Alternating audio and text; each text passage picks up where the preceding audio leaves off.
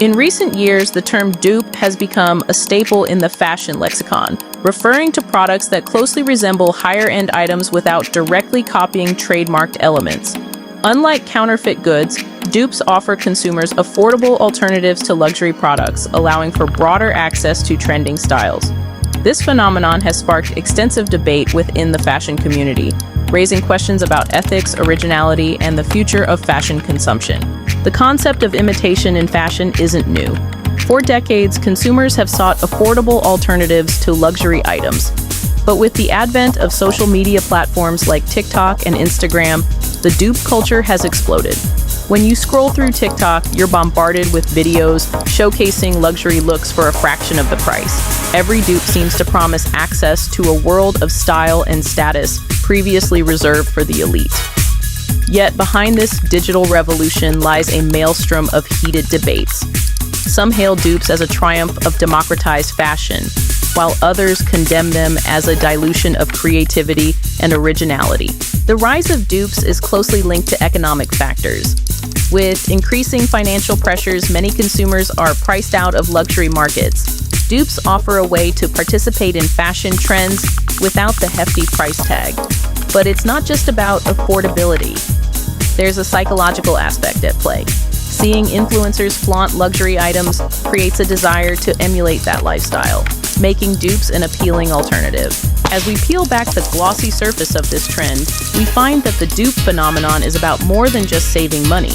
It's a mirror reflecting our economic realities, our shifting cultural values, and even our collective insecurities. Are dupes a revolutionary force reshaping luxury for the masses, or do they signal a shift in how we define status in an increasingly divided world?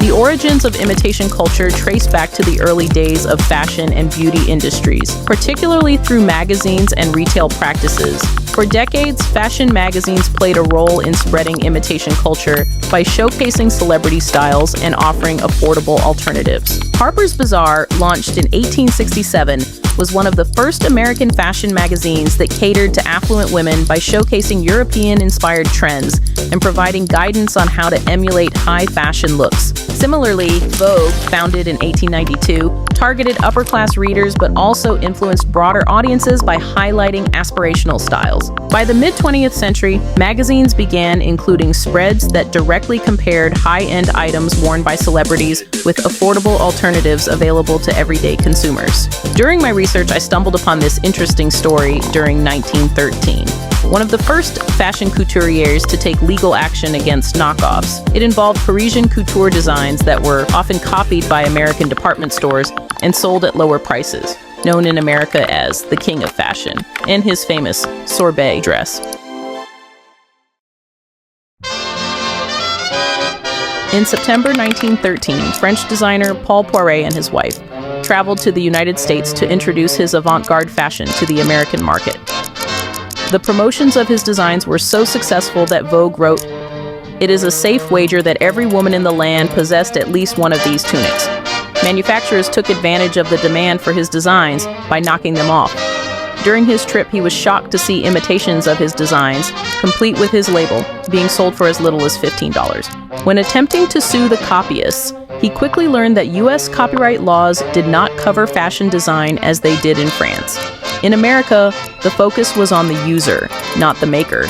Left with little recourse, he was forced to rely on trademarking his label. This early clash over intellectual property not only highlights the challenges of protecting creative work, but also sets the stage for ongoing debates about originality and consumer access in fashion. Dupes have always existed in fashion, but in the past few years, something has shifted. Before, there was stigma on having knockoffs, but now is casually celebrated online. But how did we get here? To understand the cultural explosion of dupes, we need to look at the bigger picture, because this isn't just about fashion. It's about money, or rather, the lack of it.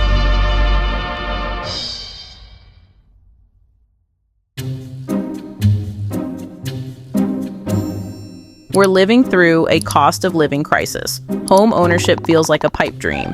Even saving up feels pointless for many. So instead, people spend, not on houses or cars, but on things that still make us feel rich. Like a new bag, a statement shoe, a sleek blazer, something small, but instantly gratifying. But even those small luxuries have gotten more expensive. The average price of luxury goods has jumped by 15% year over year. Meanwhile, social media hasn't updated to match economic reality. Platforms like TikTok and Instagram still feed us aspirational content. Creators casually unboxing $5,000 handbags, styling $800 shoes, and building minimalist wardrobes that scream quiet luxury. It creates a strange tension. You can't afford it, but everyone else seems to. So what do? You dupe it. Gen Z, the most online, most financially squeezed generation, is also the generation most likely to post, review, and recommend dupes. TikTok has turned dupes into a full-blown economy. It's not just about finding a cheaper look. It's about curating entire personalities around sourcing and selling affordable alternatives. But there's another shift happening. The brands themselves. Luxury is starting to feel not so luxurious. From quality control scandals to rising prices and questionable labor practices, consumers are asking if the ethics are similar to fast fashion and the craftsmanship isn't what it used to be. Is it still worth the cost?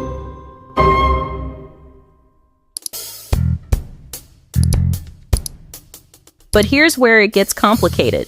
With the ongoing US and China trade war, TikTok is flooded with viral factory tour videos claiming to show luxury products being made in the same Chinese factories that make dupes. Suddenly, the mystique of European-made luxury starts to feel shaky.